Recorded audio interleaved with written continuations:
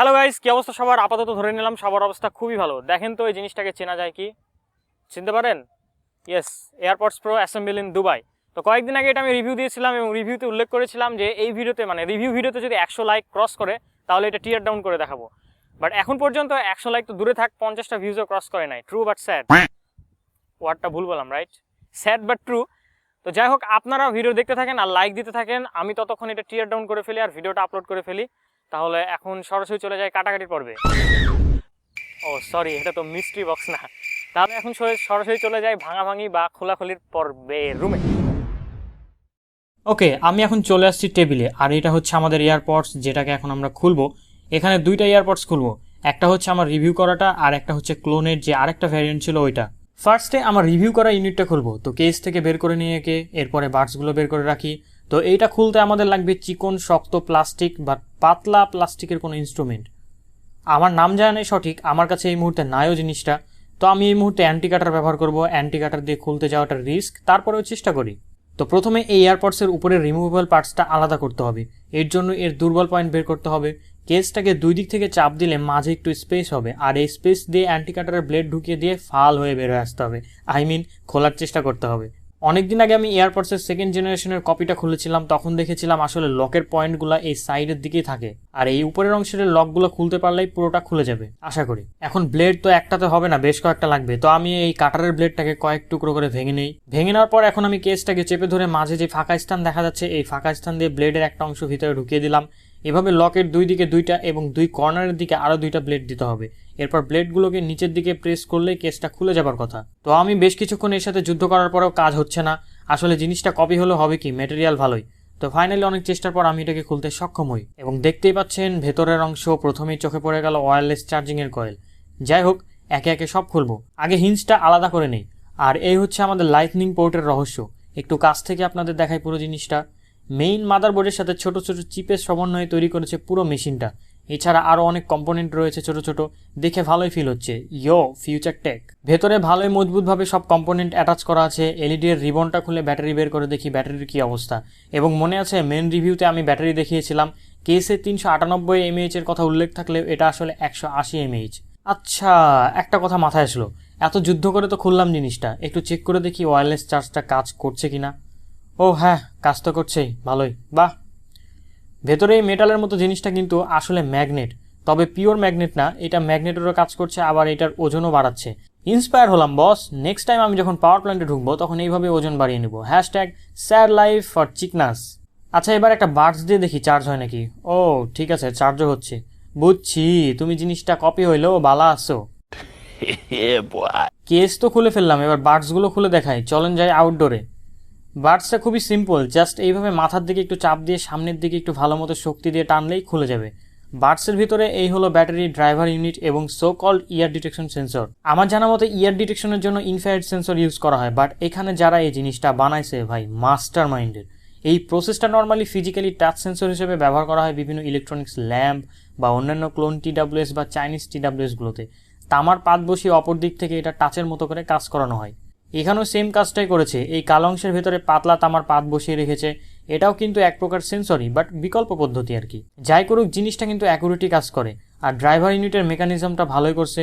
এর টিউনিংটা মারাত্মক লেভেলের জোস, বিধায় এই সিম্পল ড্রাইভারেও মারাত্মক সাউন্ড দিতে পারছিল।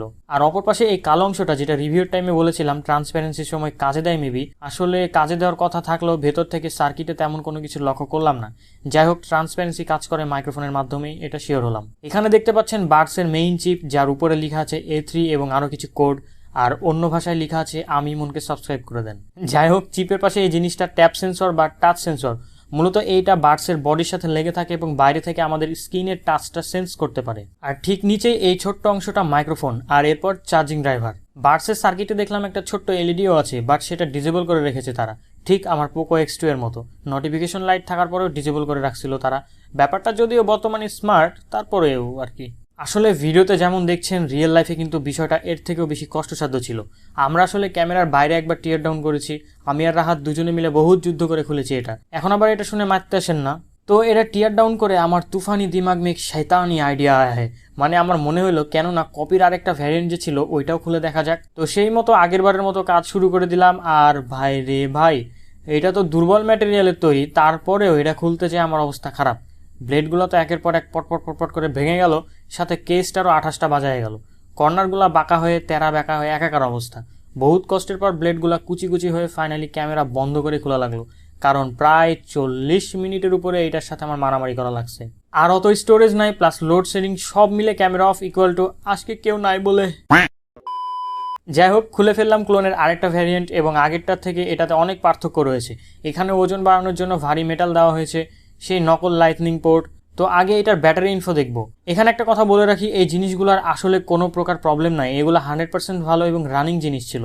নিজের টাকা দিয়ে কিনে এগুলো এভাবে ভেঙে দেখাচ্ছি আপনাদের উচিত ভিডিওটা দেখে চ্যানেলটা সাবস্ক্রাইব করে দেওয়া, সাথে একটা লাইক, কমেন্ট ও শেয়ার করে দেওয়া। তো এইটার ব্যাটারি বের করে দেখলাম কোনো ইনফো নাই, তবে ব্যাটারিটা হালকা মোটা এবং একটু ফোলাও লাগছে। এখন আমার শয়তানি দিমাগ মে और एक तूफानी আইডিয়া है। আমি প্ল্যান করলাম এইটার ব্যাটারিটা খুলে ওইটাতে লাগিয়ে দেই, দুইটা ব্যাটারি মিলে ভালো ব্যাকআপ দিবে তাইলে।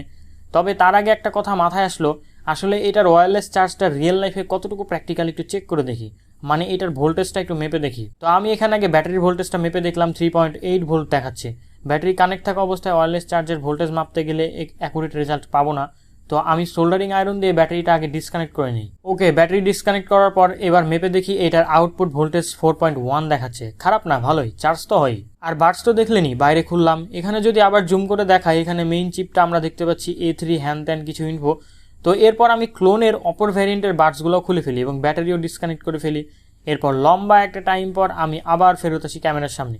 আসলে আমি যেটা করেছিলাম, আমি প্রথমে দুইটা কেসের ব্যাটারি একসাথে করে দুবাই ভ্যারিয়েন্টের কেসের মধ্যে স্থাপন করি, কিন্তু দুঃখজনক সেখানে স্পেস এতটাই কম যে সেম মাপের দুইটা ব্যাটারি দিতে হবে, অন্যথায় হবে না। তো আমি কি করলাম, আমার সাদা মনে একটু কাদা লাগিয়ে বার্ডসের যে ব্যাটারিগুলো আমি খুলেছিলাম সেই দুইটা ব্যাটারি একটু চিকন ছিল, তো ওই দুইটা ব্যাটারি একত্রে চেপে চুপে এটার মধ্যে অ্যাটাচ করে নিলাম। এতে করে আমি আশাবাদী আগের থেকে কেসের ব্যাকআপটা কিছুটা হলেও বেশি দিবে। তো আমার খোলাখুলি এবং মডিফিকেশন সম্পন্ন। এখন তাহলে এগুলোকে অ্যাসেম্বল করে ফেলা যাক। অ্যাসেম্বল করার পর এর নাম দিব design in Bangladesh, assemble in Rajshahi, in ইমনের টেবিল।